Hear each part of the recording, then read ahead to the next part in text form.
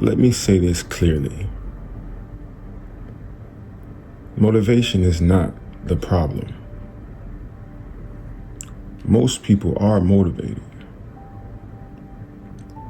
They've been motivated many times. They've watched the videos. They read the books. They saved the quotes. Had the conversations with themselves at 2 a.m. where they swear tomorrow is different. And for a moment, it feels true. There's a surge of energy, a spark. There's a sense of clarity. And yet, weeks pass, months pass, even years. In their life, it looks the same. The same stresses, same finances, same habits, same frustrations, just with new explanations. So the issue isn't motivation. Because if motivation worked, your life would already look different. And that's not an insult. That's not judgment. That's evidence. What we're going to talk about today is why people feel motivated but never actually change. And once you truly see this, not intellectually, but structurally, you'll stop blaming yourself. You'll stop asking, what's wrong with me? And you'll start fixing the right things.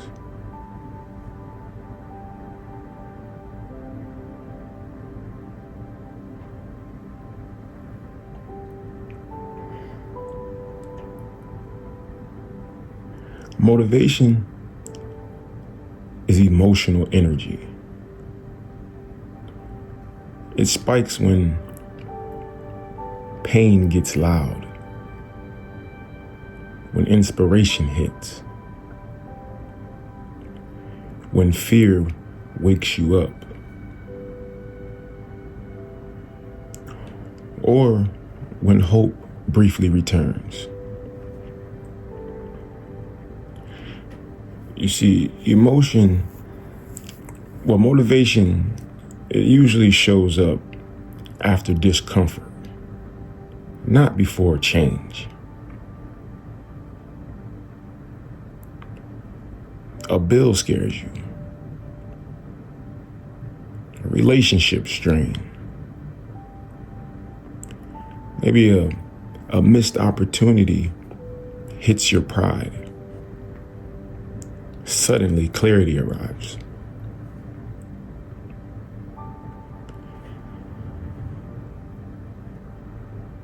But here's the truth nobody likes to say. Emotion is temporary by design.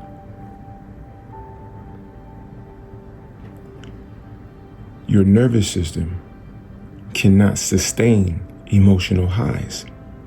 It's not built for that. So when people say, I don't know what happened, I was so motivated. Nothing mysterious happened. It's just the emotion expired. And underneath that emotion, the structure was the same.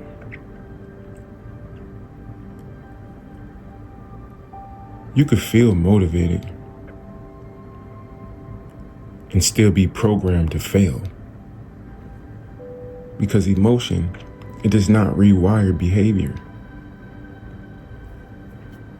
Behavior comes from habits, environment, identity, and conditioning.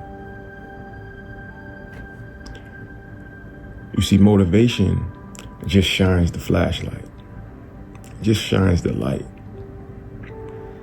It shows you what could be possible, but it doesn't build the road to get there. That's why people say, I was on fire, and then I just fell off. Nothing went wrong. Nothing broke. The system never changed. They try to run a new future on an old operating system.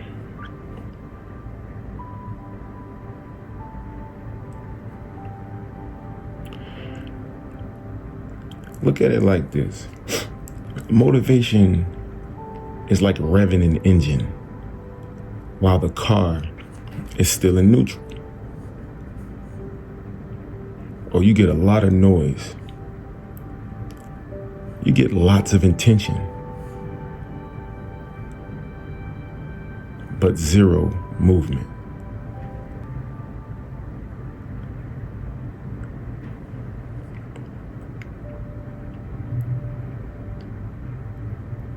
Your brain doesn't care about motivation. It's not pessimism. That's biology. You see, your brain, it cares about efficiency,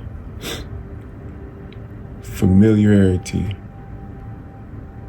and energy conservation.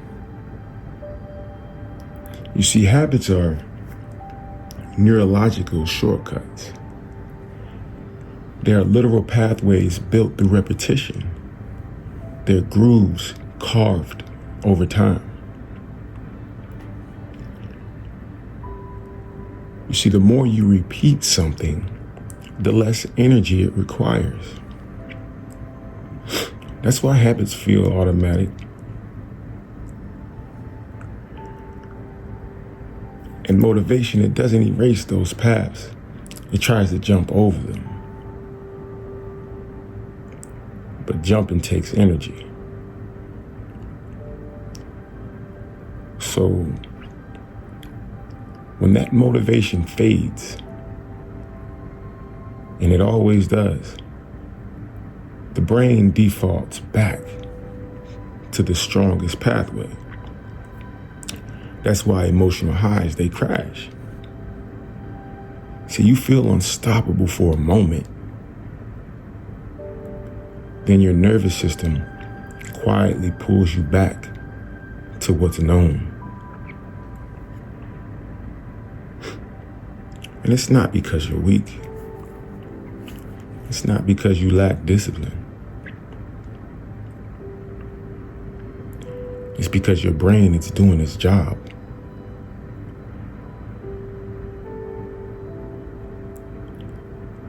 Change feels unsafe to the nervous system.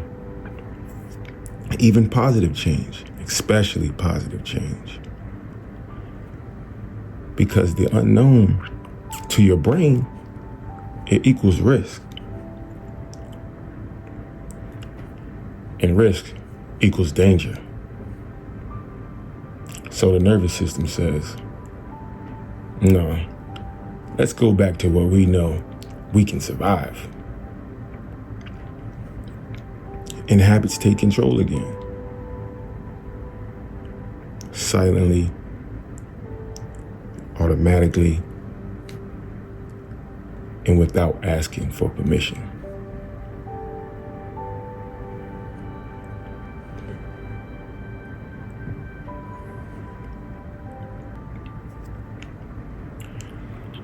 You see, here's a Here's a hard truth most people never face. People don't stay stuck because they love pain. They stay stuck because pain is predictable. Familiar struggle feels safe. It feels safer than unfamiliar success.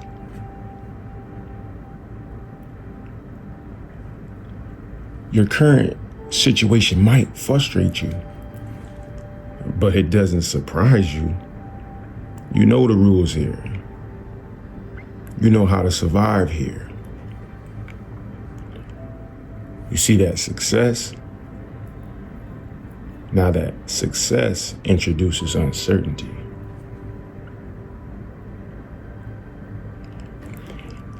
It introduces new expectations, new pressures, new responsibilities, new identity. And that right there, that threatens the nervous system. So people protect the familiar. Oh, they defend it. They rationalize it. And they justify it.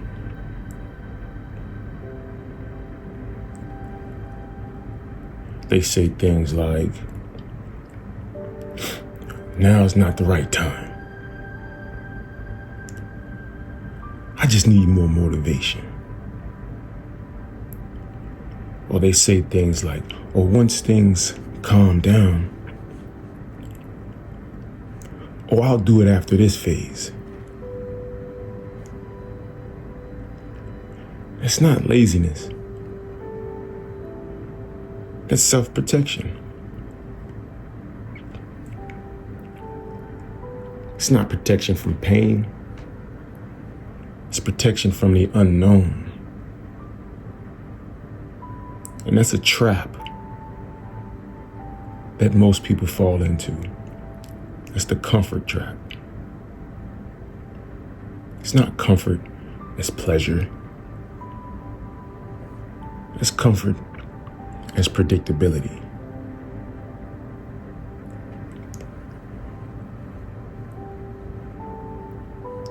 In every attempt to change, it creates friction. Friction not between you and the world, but between who you've been and who you're trying to become. That's your old identity. Your old identity has weight. It has evidence. It shows history and proof. You see, your mind, it can list examples of what's working. It can list examples of it working, even if working meant just surviving.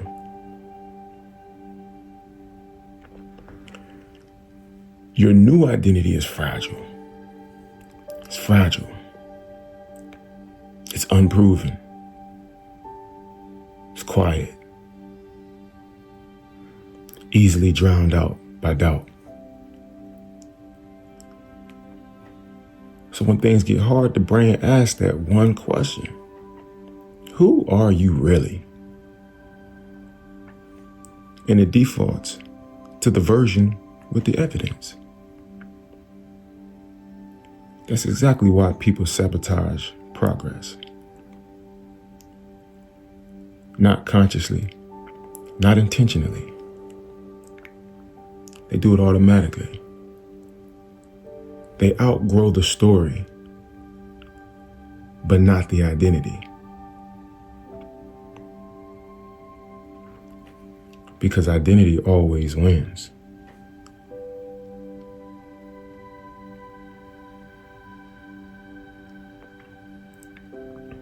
Staying the same feels cheaper. It feels safer. It feels easier.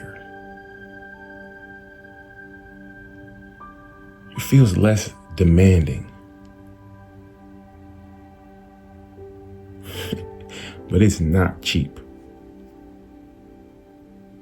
It's gonna cost you.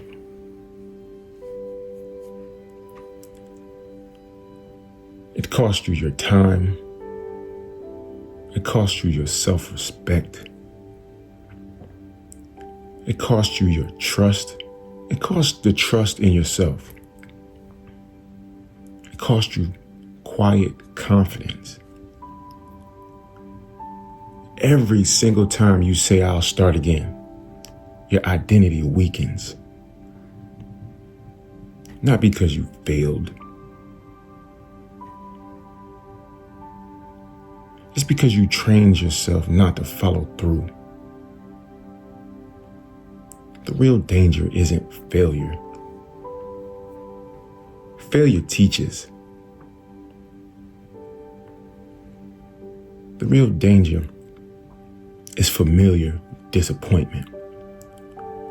That quiet voice that says, this is just how it goes. That's the price people never calculate.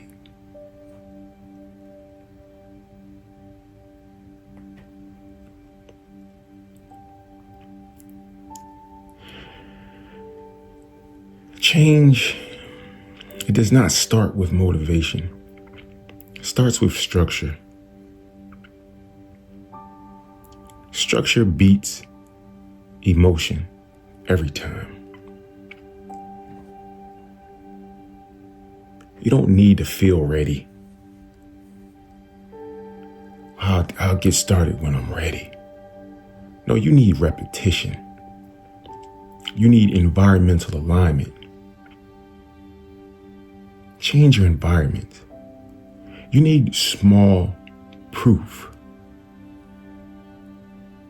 You need reduced friction. Because you don't rise to motivation, you sink to your structure.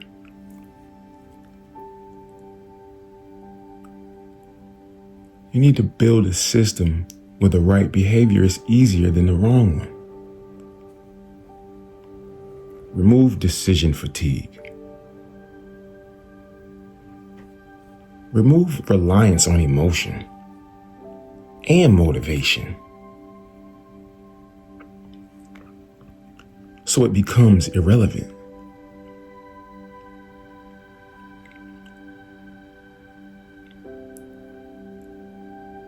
If motivation worked, your life would already look different.